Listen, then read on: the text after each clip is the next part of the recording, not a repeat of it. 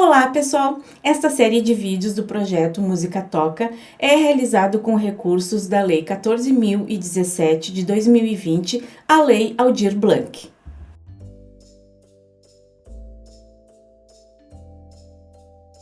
Sejam bem-vindos à terceira aula de História da Música do projeto Música Toca. Neste terceiro vídeo abordaremos os seguintes tópicos: música renascentista, 1400 a 1600, música barroca, de 1600 a 1750. O termo Renascimento é comumente aplicado à civilização europeia que se desenvolveu entre 1400 e 1650.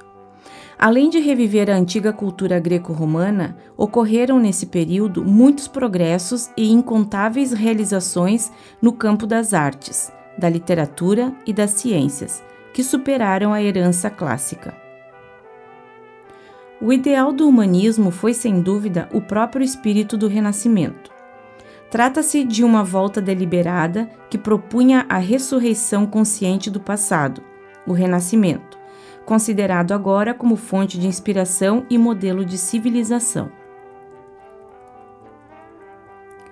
Num sentido amplo, esse ideal pode ser entendido como a valorização do homem e da natureza, em oposição ao divino e ao sobrenatural, conceitos que haviam impregnado a cultura da Idade Média.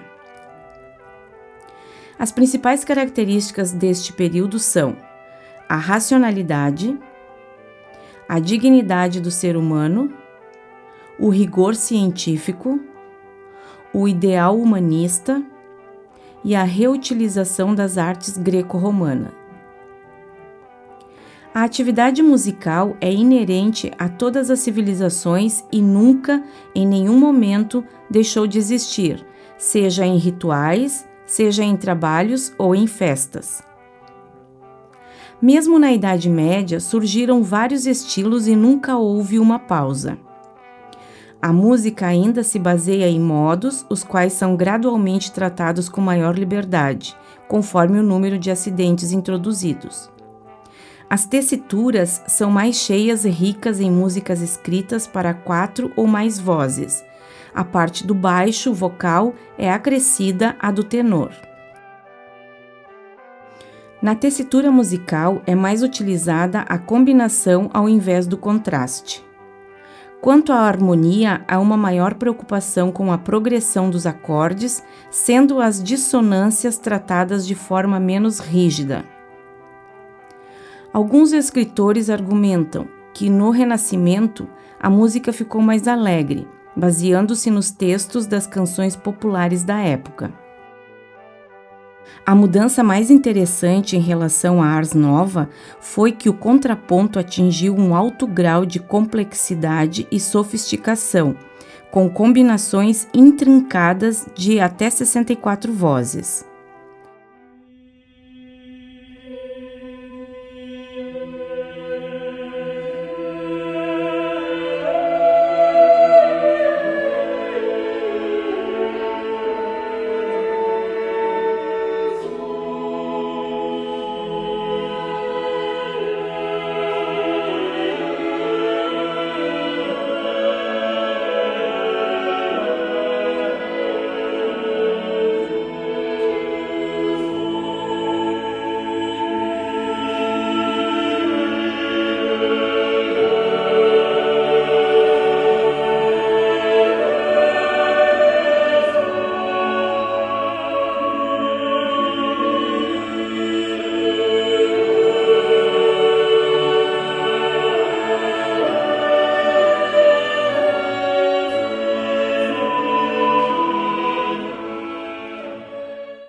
Apesar de o compositor fazer primeiro o cantus firmus, ele já começa a pensar na dimensão vertical da música, isto é, em harmonia, no movimento concatenado das vozes.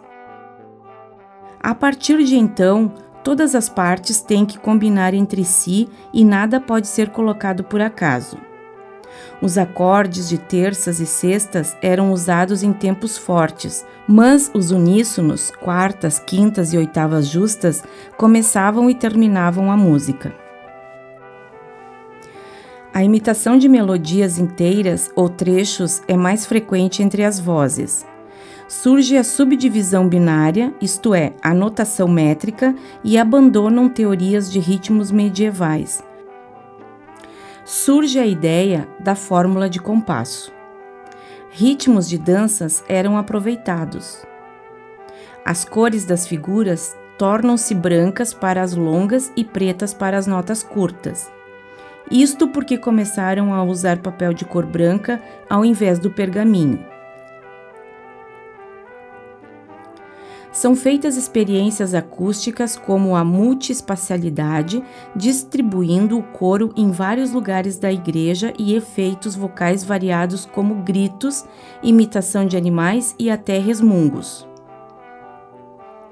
Há uma rica profusão de novos instrumentos na Europa que foram reunidos em famílias, desejando extrair um som homogêneo da música. Muitos instrumentos surgiram ou foram aperfeiçoados nesse período. Os instrumentos mais usados neste período são alaúde, bombarda,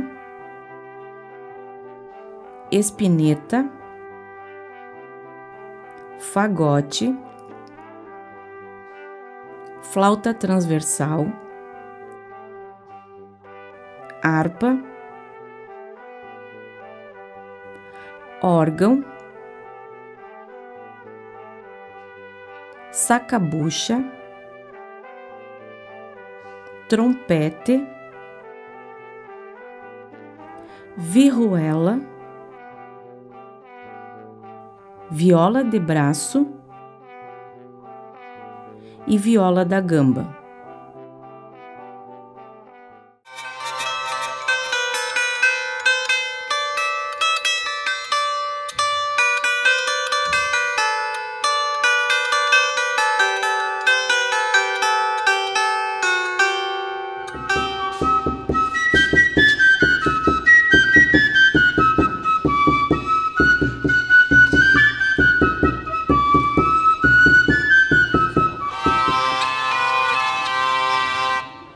And together they sound like this.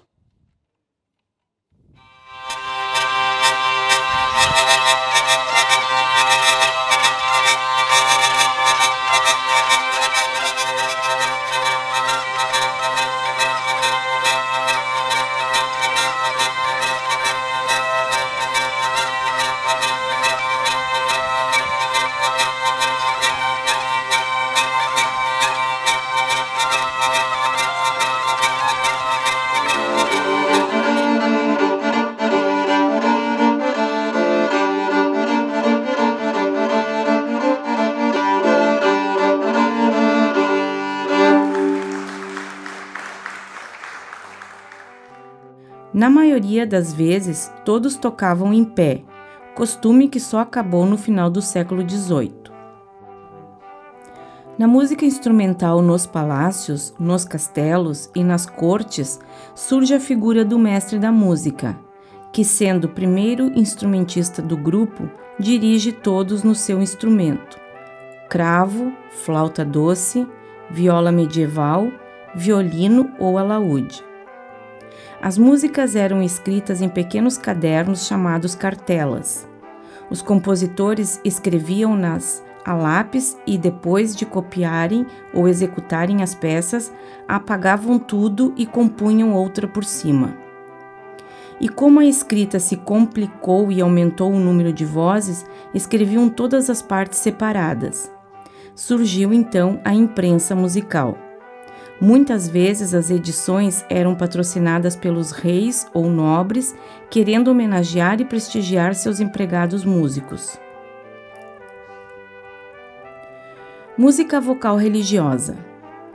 No clima da Renascença, a polifonia católica passava das igrejas para os salões da aristocracia. Os reformistas protestantes faziam o oposto, indo buscar entre o povo os seus temas musicais. No final do século XVI, os luteranos criaram para o seu culto uma música muito simples, feita para que todos os seus fiéis a cantassem, ao contrário da prática católica, que era muito elaborada. Esta música para o serviço luterano recebeu o nome de coral. Eram melodias curtas, sem ornamentação e ritmos fáceis. As origens das melodias eram de temas folclóricos e cânticos católicos readaptados. Então, a Igreja Católica, descobrindo a vantagem deste estilo musical, procurou simplificar os seus próprios cantos. A alta cúpula eclesiástica, no espírito da Contra-Reforma, exigiu que os compositores evitassem toda a parafernália contrapontística e fizessem peças homofônicas e sem experimentações rítmicas. Basicamente, a música passou a ser escrita para um coro pequeno, sem acompanhamento instrumental, surgindo daí a expressão coro a capela. Somente eram admitidos homens para cantar este repertório. As vozes agudas eram feitas por meninos, contratenores e castrati.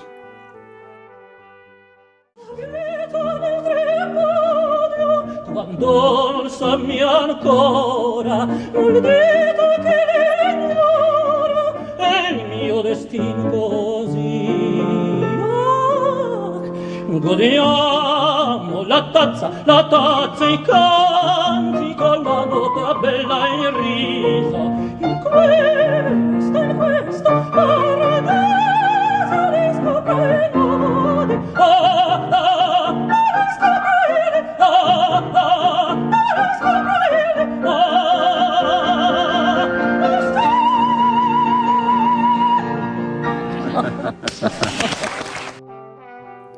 Música vocal profana. Uma grande parte da documentação musical deste período é composta por músicas vocais profanas dos mais variados tipos, funções, estilos e origens, como festas, comemorações, saudações, serenatas, reuniões em tavernas, teatros e outros.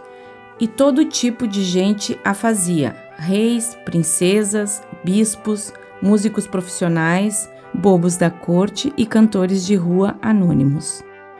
A qualidade destas músicas era igual às canções do rádio e da televisão de hoje. Eram compostas diariamente e logo caíam no esquecimento, e entraram para a história porque são exemplos da produção cultural do período. Entre os gêneros renascentistas podemos destacar frótola, canção estrófica de tema amoroso com acompanhamento instrumental em uníssono ou ornamentado. Vilântico é uma forma musical poética em castelhano e português, tradicional da Espanha, América Latina e Portugal, muito popular entre os séculos XV e XVIII. Chanson, canção em francês, escrita para conjunto a 3, 4 ou 5 vozes. Era trabalhada em contraponto, nota a nota, o canto era silábico, desenvolvendo assim uma simplicidade harmônica e formal. Os temas eram retirados de acontecimentos cotidianos, políticos, amorosos, eróticos, pornográficos e outros. Madrigal. Tem esse nome porque era cantado em italiano e não em latim. Reuniu várias características da frótola, chanson e técnicas contrapontísticas. O canto era muitas vezes silábico. Tinha acompanhamento instrumental, a forma dependia do poema, a temática era pastoril amorosa, os compositores, querendo expressar o texto, fazem experimentações com a monódia, melodia e acorde, com as dissonâncias e com os ritmos. Música instrumental. Podemos dividir a produção instrumental renascentista em 3 grandes grupos: a erudita, a dança e a utilitária. Erudita. Dentro da música ocidental, começa-se a esboçar uma preocupação em trabalhar com todos os parâmetros do som, em seus detalhes e nuances, além do seu nível de execução. Este tipo de procedimento pode ser chamado de música erudita ou ainda, como algumas definições que costumamos ouvir, música séria, música culta, música elevada, música clássica, música de ponta, música de pesquisa, música de laboratório e música experimental.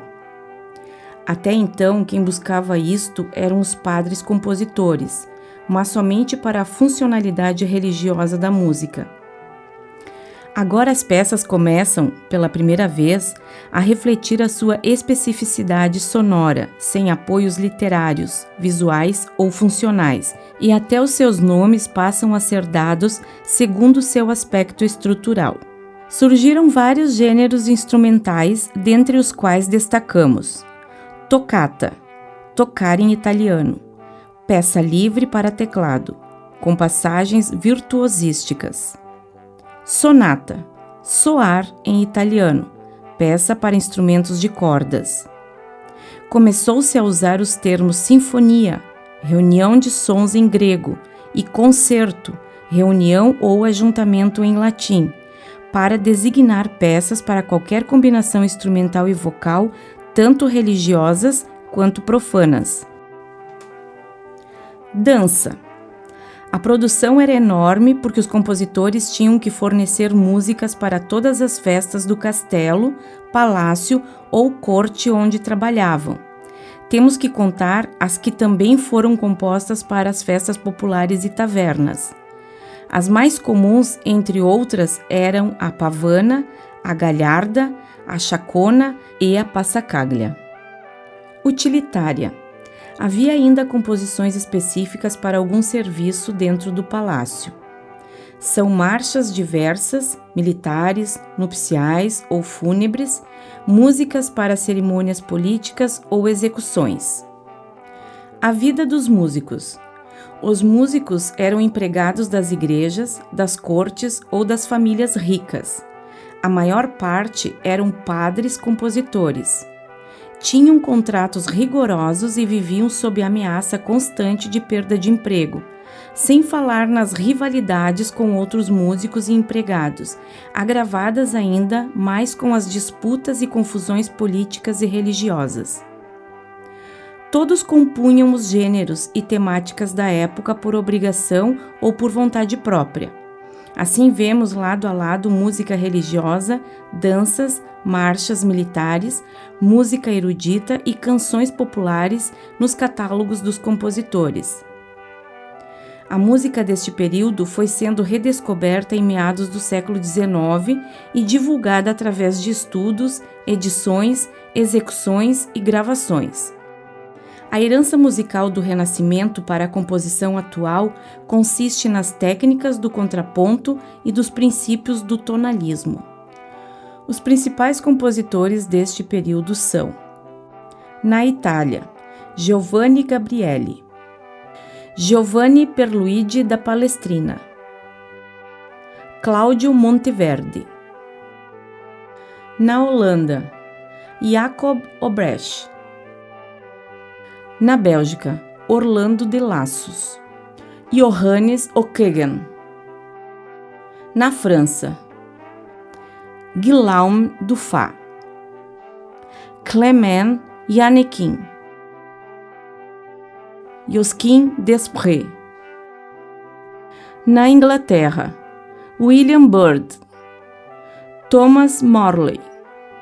Na Espanha, Juan del Encina, Tomás de Victoria.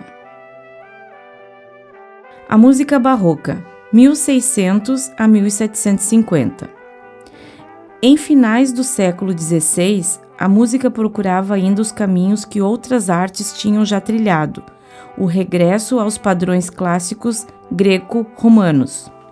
Durante o período que decorreu aproximadamente entre 1600 e 1750, o desenvolvimento da música assentava em duas vertentes principais: o melodrama, baseado no teatro grego, em que as palavras e o canto davam maior expressão sentimental, e a música instrumental, que durante estes anos teve um notável desenvolvimento, tornando-se uma arte completamente autônoma.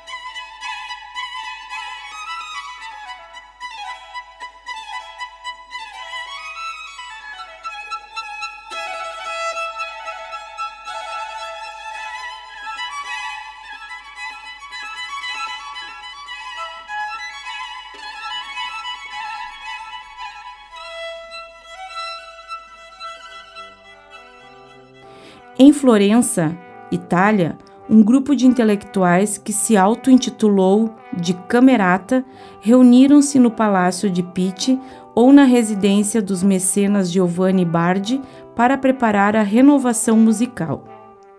Este novo gênero que se desenvolvia tinha uma grande adesão por parte de alguns aristocratas da época, que, através do apoio prestado às artes, eram reconhecidos socialmente. Esses aristocratas chegaram à conclusão que o elaborado contraponto, até esse tempo utilizado no canto, encobria o sentido das palavras que, segundo eles, deveria ter mais importância do que a música. A polifonia do século XV e XVI foi a mais complexa de todos os tempos. Esta progressão constante de acordes, que sustenta a melodia, chama-se baixo contínuo.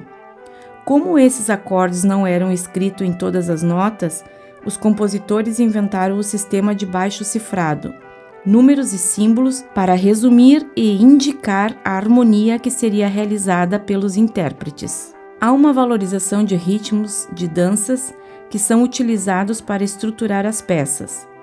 Desde o século XVII, os valores se fixam, excluindo as mais longas.